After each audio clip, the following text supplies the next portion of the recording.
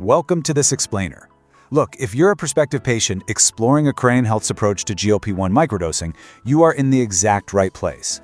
Today, we're going to explore how to intelligently and calmly support your body's biology, leaving all that toxic diet culture completely in the rearview mirror. For decades, we've been told to fight our biology, right? To starve it into submission.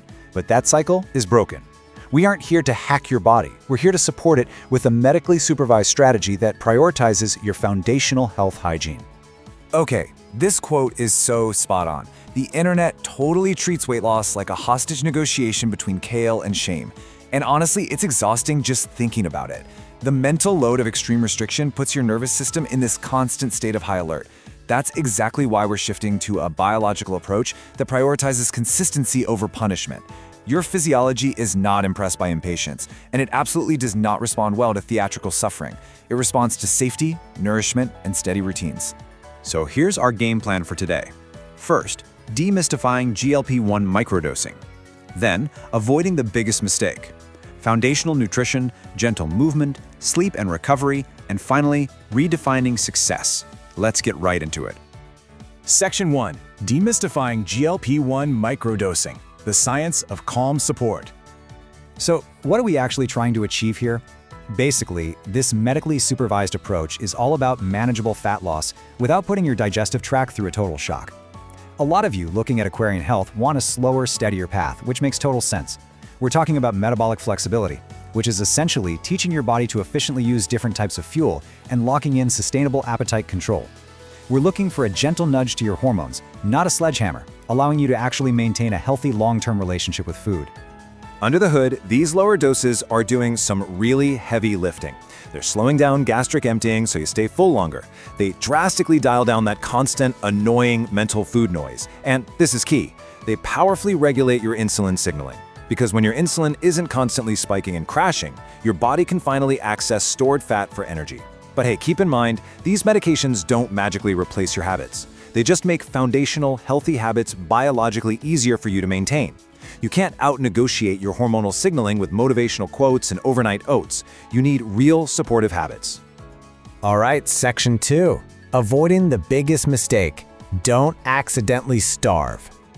This is such a common pitfall early on, and we need to proactively protect against it. Because your appetite drops so much, it is super easy to just accidentally undereat and ignore your body's basic needs. And when you dramatically undereat, your metabolism hits the panic button. It actively downregulates your energy to conserve fuel. And suddenly, your empowering wellness journey feels suspiciously Victorian. You're just walking around exhausted, weak, and dizzy.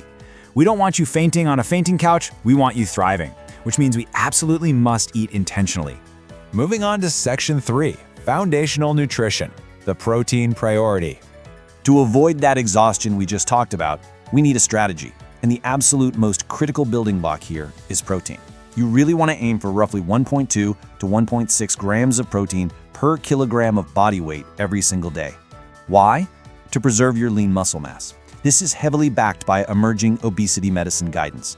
Muscle burns significantly more calories at rest than fat tissue does, so keeping it around is absolutely vital for your long-term success and longevity.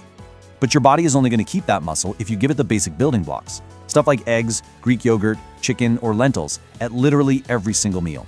So, to hit those goals, your ideal balanced plate needs to be highly intentional. You're aiming for about 35% protein, 30% fiber, 20% healthy fats, and 15% smart carbohydrates.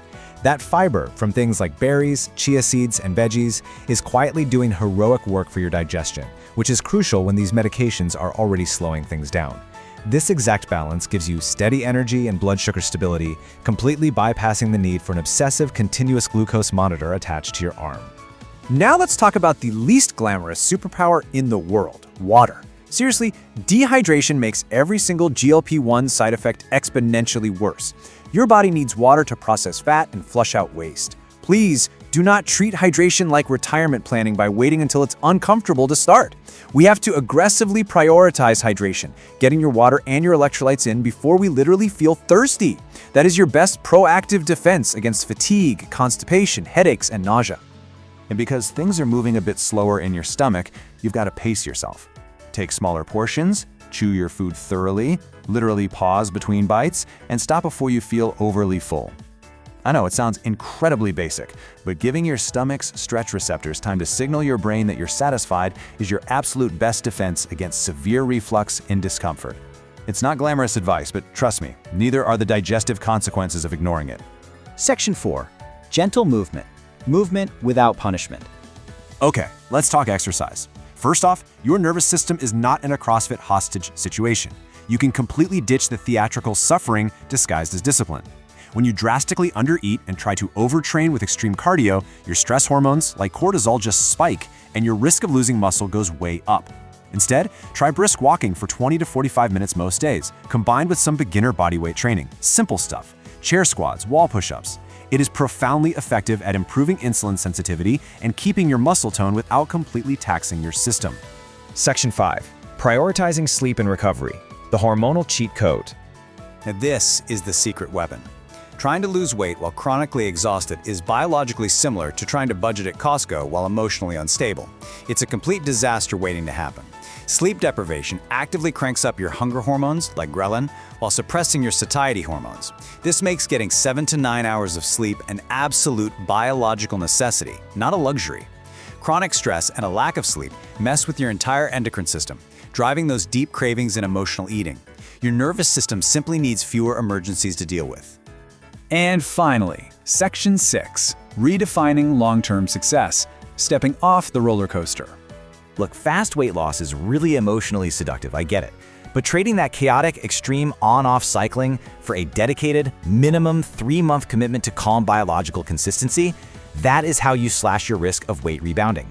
This isn't a quick fix. You have to let your biology adapt and reset over those 3 months. Real success means preserved muscle mass, improved lab work, steady energy, and honestly, realizing you no longer need a Hype Man podcast just to survive a random Tuesday afternoon. So, focus on repetition over perfection. Keep hitting those basic daily priorities even when your calendar behaves like a total dumpster fire or a raccoon in a dumpster fire. Human physiology and neuroplasticity absolutely thrive on repetition.